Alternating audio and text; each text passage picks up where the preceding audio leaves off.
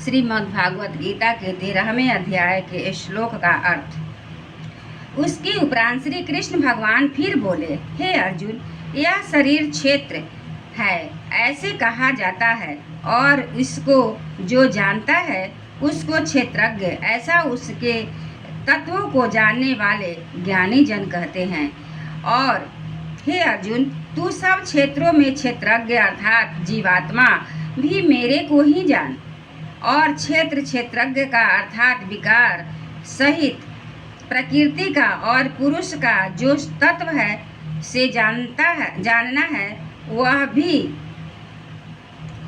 ज्ञान है। और मेरा मत है, इसलिए वह क्षेत्र जो है और जैसा है तथा जिन विकारों वाला है और जिस कारण से हुआ है तथा वह क्षेत्रज्ञ भी जो है और जिस प्रभाव वाला है, वह सब संक्षेप में मेरे से सुन। यह क्षेत्र और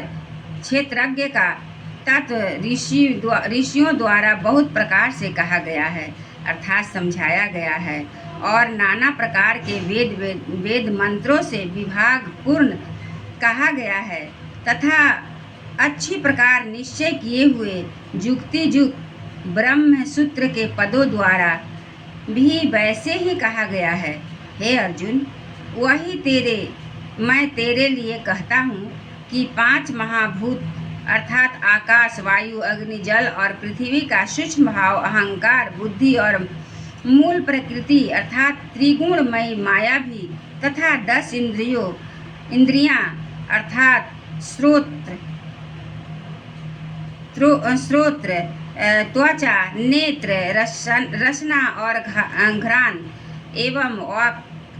हस्त, पाद, उपस्थ और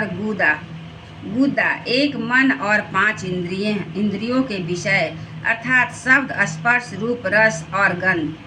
तथा इच्छा, द्वेष, सुख, दुख और स्थूल देह का पिंड एवं चेतनता और धृति।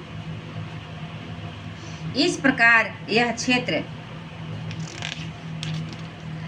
विकारों के सहित संक्षेप से कहा गया है। हे अर्जुन, श्रेष्ठता के अभिमान का अभाव, दंभाचरण का अभाव, प्राणी मात्र को किसी प्रकार भी न सताना, और क्षमा भाव तथा मन वाणी की सरलता, श्रद्धा भक्ति सहित गुरु की सेवा, बाहर भीतर की शुद्धि, अंतःकरण की स्थिरता, मन और इंद्रियों सहित शरीर का निग्रह, इस लोक और परलोक के संपूर्ण भोगों में आसक्ति का अभाव और अहंकार का भी अभाव, एवं जन्म, मृत्यु, जरा और रोग आदि से दुख दोषों का बारंबार विचार करना, पुत्र, स्त्री, घर और धनादि में आसक्ति का अभाव और ममता का न होना, तथा अप्रिय की प्राप्ति में सदा ही चित्त का सम रहना अर्थात मन में के अनुकूल तथा प्रतिकूल के प्राप्ति होने पर हर शोकादि विकारों का न होना, मुझ परमेश्वर में एक ही भाव से स्थित रूप ध्यान योग के द्वारा अव्यभिचारिणी भक्ति तथा एकांत में तथा शुद्ध देश में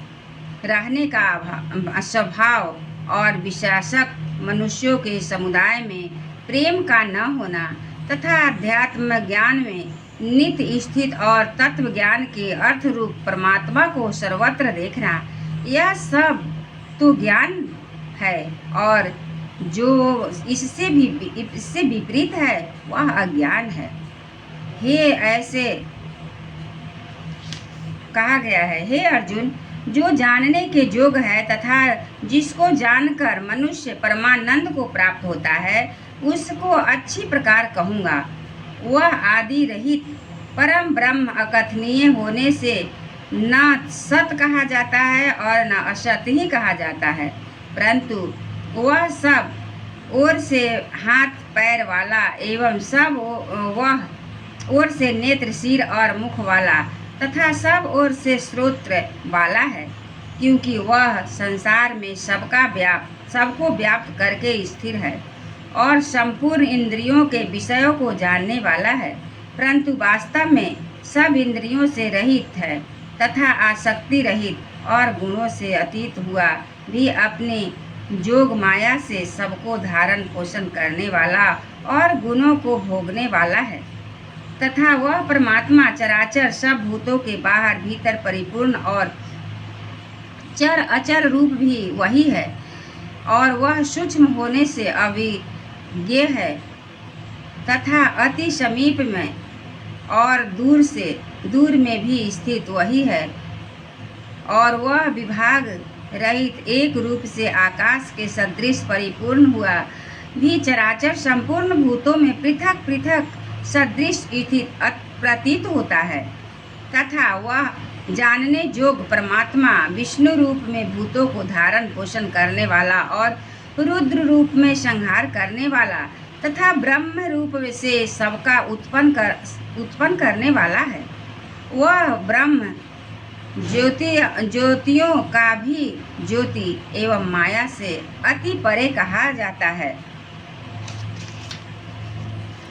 तथा वह परमात्मा बोध स्वरूप तथा जानने के योग्य है एवं तत्व ज्ञान से प्राप्त होने वाला और सबके हृदय में स्थित है। एक बार बोलिए श्री कृष्ण भगवान की जय। विराट रूप की जय, चतुर्भुज रूप की जय।